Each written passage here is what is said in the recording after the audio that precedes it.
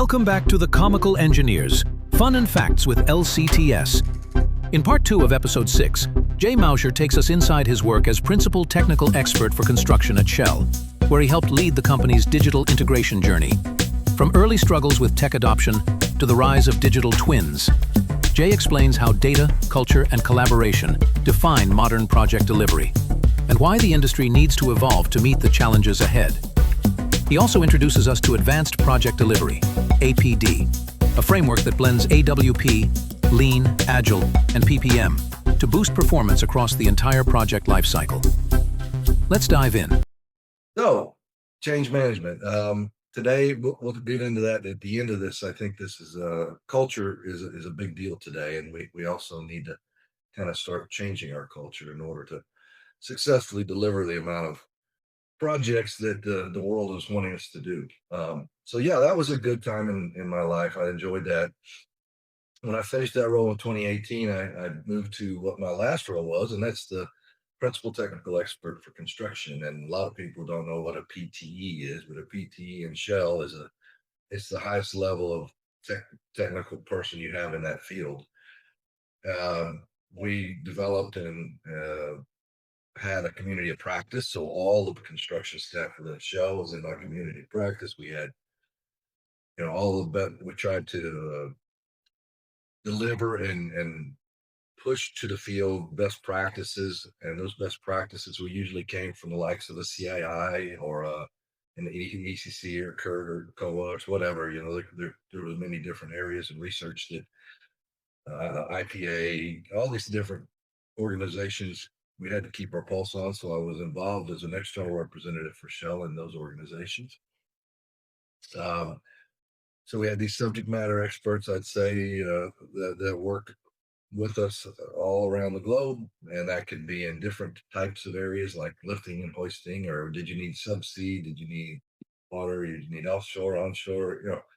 All the various different lines of business. So it was a busy time and a great opportunity, a great job, and I enjoyed it. But I really enjoyed the journey of the digital integration that took place. I remember we really started it heavily. I mean, if you look back in time, back in 2015, we tried to push a bunch of neat tools out to projects, right? We got this slate of, here's a smorgasbord of technologies. Each projects, you go do it. And I mean, they had no money. Two, they had no experience with it. Why are they going to take the risk? There was a big cultural pushback, and they were probably right to do that. I think the adoption needed to move slower.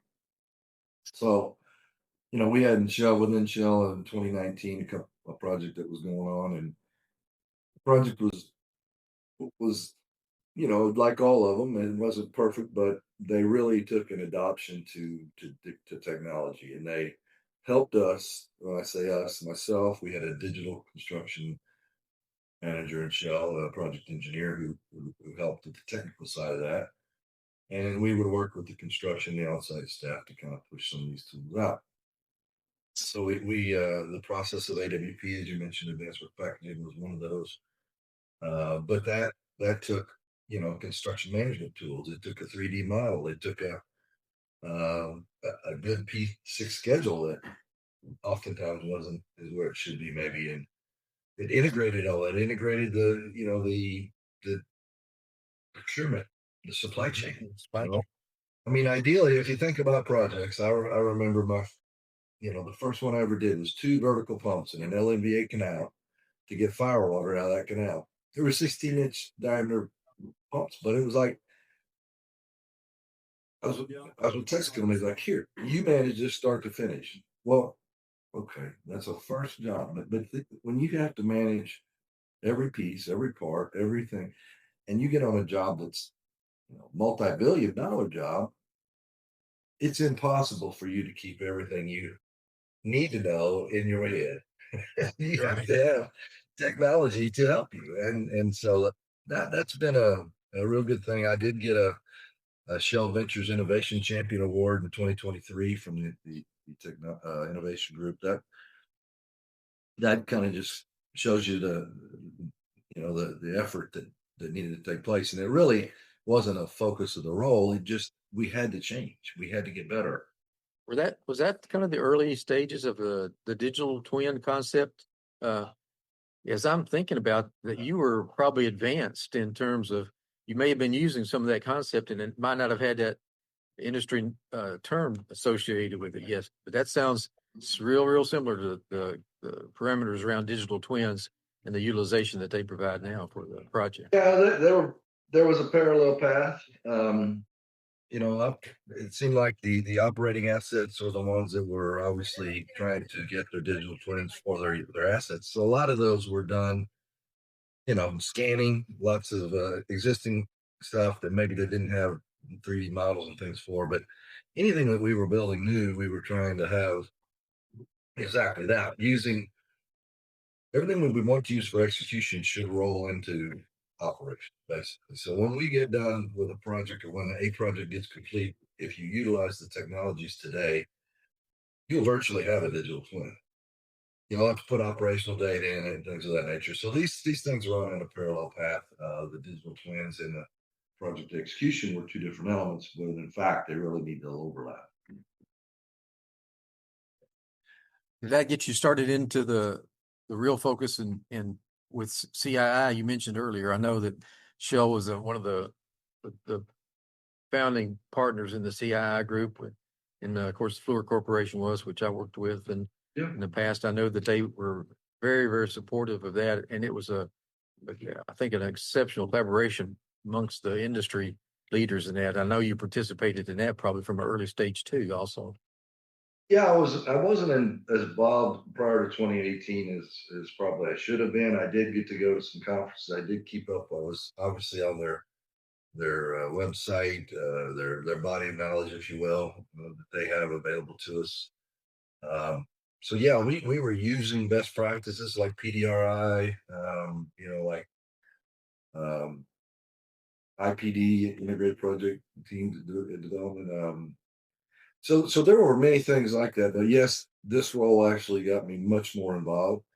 I did participate on research team RT390, which was the third revision, if you will, to um, advanced work packaging. So the RT272 was in 2012, I want to say. And 2015, they updated with RT319. And then this was essentially a further update.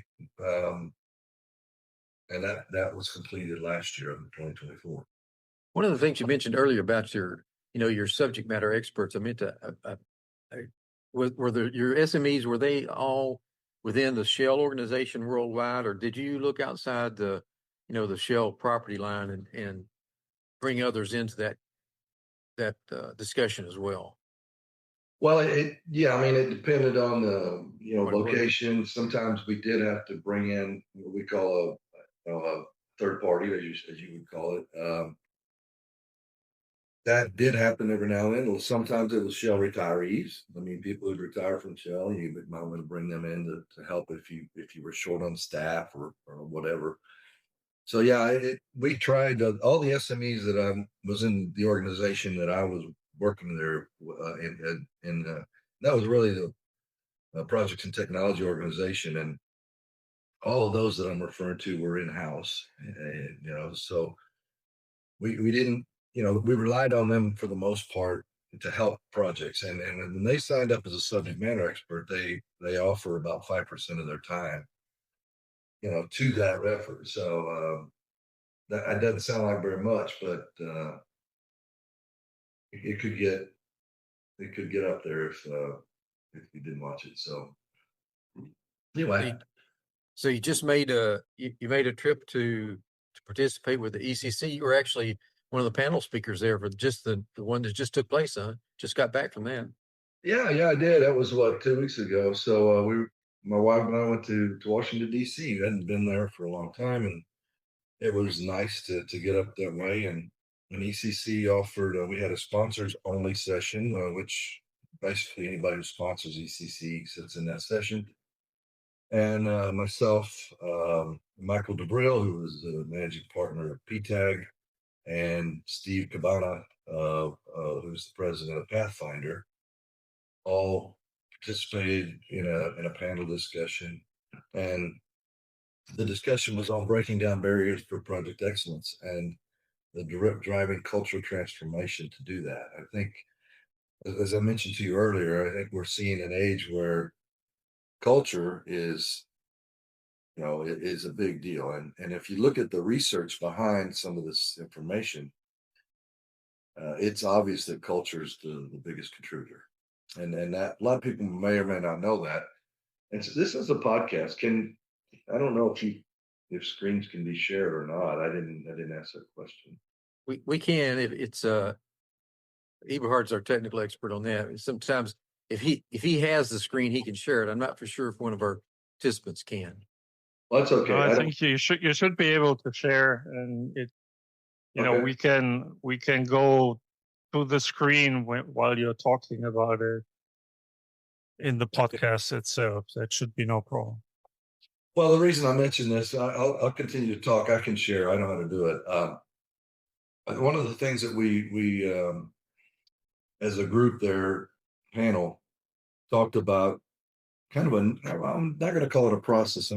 A new way of working, right?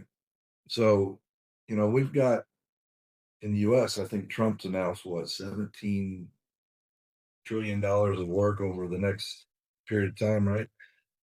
And we're already in a position in projects where 70% of them don't deliver on time and 60% of them are over budget. So, how are we going to fix this conundrum, right? You got all this poor performance, productivity is fairly low. We're like second from the bottom as an industry, behind agriculture. And, now we're being asked to do something quicker, faster, cheaper, with less people, and the competence issue that you brought up, Stan. So there's a whole bunch of stuff against us, I think, as an industry, right? All right. How can we make a dent in that? What do we need to do? That's kind of the past part. Yeah, it's almost like now the closer the project gets to the $1 billion connotation up, you almost know that $1 billion project that you estimate and start to bid and start next month in 2 years, that $1 billion project is going to be $3 billion. And it's just, that's part of I think the economic learning curve that you're talking about, both from the owners and the contractor sides. There's been a lot of learning pains associated with that because of that run on that large quantity management, the large supply chain management, just the handling of the material in some cases have created the bust in the critical path. So there's more to learn in that category for sure. Absolutely. Well, so Stan, you're right. And I think that's what I'm trying to offer up as a solution, not only from myself and my own company, but as an improvement to the industry. And I want this to come through CII. I want them to be involved. They have been involved. They're that research and development wing that takes that data, and then we need all the owners and the EPCs to be the executors, right? And we need data back. But I think realizing that the culture is a big problem is kind of the first step. The second step is find somebody who can help you with these types of issues. And when I say help you with it, I'm talking about advanced project delivery. So this is maybe a new acronym to some people, APD, Advanced Project Delivery. When basically, what is APD? It's a holistic project execution approach is what it is. You integrate cross-functional groups. You integrate your CP team, all the team. You do your EPC and your owner together, sit down at the right place at the right time. I think these engineers in the front end development world that you live in are critical to success.